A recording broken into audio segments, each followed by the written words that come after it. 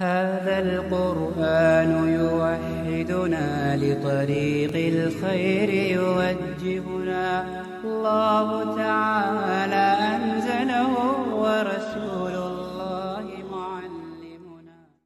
السلام علیکم ورحمۃ اللہ وبرکاتہ. بسم اللہ والصلاة والسلام علی خیر خلق اللہ، اما بعد. ولا يفلح الساحر حيث أتى. اللہ کا قرآن کہتا ہے کہ جادوگر جہاں سے بھی آ جائے کبھی کامیاب نہیں ہو سکتا. جتنا بڑے سے بڑا جادو لے کر آ جائے جادوگر کامیاب ہونے والا نہیں. اس کے مقدر میں کامیابی نہیں لکھی ہوئی. کامیابی اس انسان کا مقدر بنے گی جو اس جادو سے دور ہے، قرآن پر ایمان رکھتا ہے اور قرآن کی تعلیمات پر عمل کرنے والا ہے. کامیابی ہمیشہ اسی کے نصیب میں ہوگی. آج کل ہمارے معاشرے میں جادو بہت عام ہو چکا ہے. ہر مذہب میں، ہر قوم میں، ہر علاقے میں، ہر قبیلے میں، ہر جگہ پر جادو بہت زیادہ عام ہو چکا ہے اور ہر طرف جادو کا خوف و ہراس پھیلا ہوا ہے. اس میں کچھ حقیقت ہے اور کچھ پروپیگنڈا ہے. ان جادو کا علاج کرنے والوں نے یہ پروپیگنڈا پھیلایا ہے. جنہوں نے اپنی دکانداریاں کھولی ہوئی ہیں، انہوں نے اپنی دکان کو چمکانے کے لیے، لوگوں سے مال لوٹنے کے لیے اور زیادہ سے زیادہ پیسہ کمانے کے لیے لوگوں میں یہ افواہیں اور خوف پھیلایا ہے. آپ ان کے پاس چلے جائیں، آپ کو کوئی بھی مسئلہ ہے، آپ کے سر میں درد ہے، آپ کے بال گرتے ہیں، خون کا مسئلہ ہے، کوئی بھی پریشانی، ٹینشن ہے، کوئی پرابلم ہے، وہ آپ میں جادو ضرور نکالیں گے، آپ میں جنات ضرور وہ داخل کریں گے. ان کے پاس ہے ہی یہی. تو جو بھی ان کے پاس چلا جائے وہ اس کو اسی طرف ہی لے کر جاتے ہیں. اور پھر کچھ افراط و تفریط اس قدر ہے، کچھ ہر چیز کو جادو ہر چیز میں داخل کرتے ہیں اور کچھ سرے سے ہی اس جادو کا انکار کرتے ہیں، جبکہ سرے سے انکار کرنا بھی اسلامی تعلیمات کے منافی ہے.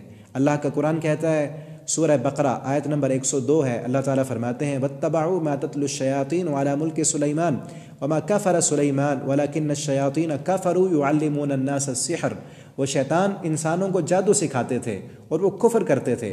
اللہ تعالیٰ اسی آیت کے آخر میں فرماتے ہیں، وَمَا هُمْ بِضَارِّينَ بِهِ مِنْ أَحَدٍ إِلَّا بِإِذْنِ اللَّهِ، کہ جادو اثر رکھتا ہے اور جادو کے اثر سے خاوند اور بیوی میں جدائی ڈال دی جاتی ہے.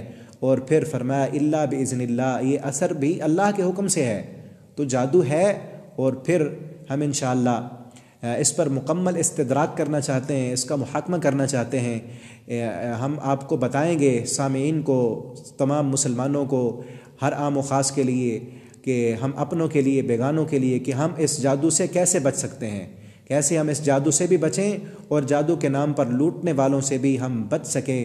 اور ہم انشاءاللہ آپ کو بتائیں گے کہ جادو کے کیا کیا اثرات ہیں، جادو کن کن ذرائع سے کیا جاتا ہے، کن کن چیزوں سے کیا جاتا ہے، کیا کیا عمل ہیں، کہاں کہاں کیا جاتا ہے. اور پھر جادو ہو جائے تو اس کے ظاہر ہونے کے کیا کیا اثرات ہیں، کیسے معلوم ہوگا کہ یہ جادو کی نشانیاں ہیں.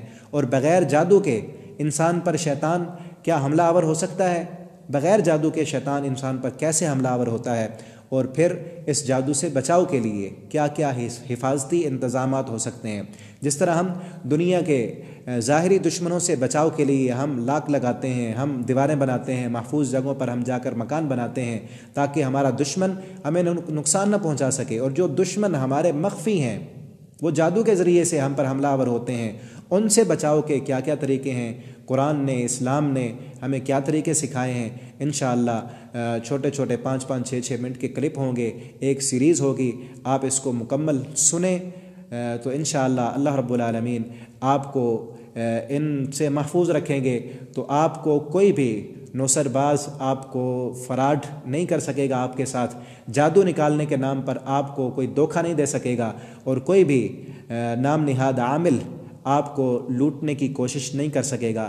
اگر آپ ان کو سنیں اور اس کے مطابق عمل کریں تو انشاءاللہ قرآن و حدیث میں امن ہے، سلامتی ہے اور سکون ہے. اللہ رب العالمین سے دعا ہے کہ اللہ تعالی ہم سب کو، ہمارے بچوں کو، ہمارے رشتہ داروں کو اللہ اس جادو سے، جنات سے محفوظ فرمائیں، اور اللہ تعالی ہمیں ایمان کی دولت سے مالا مال فرما دیں. والسلام علیکم ورحمۃ اللہ وبرکاتہ.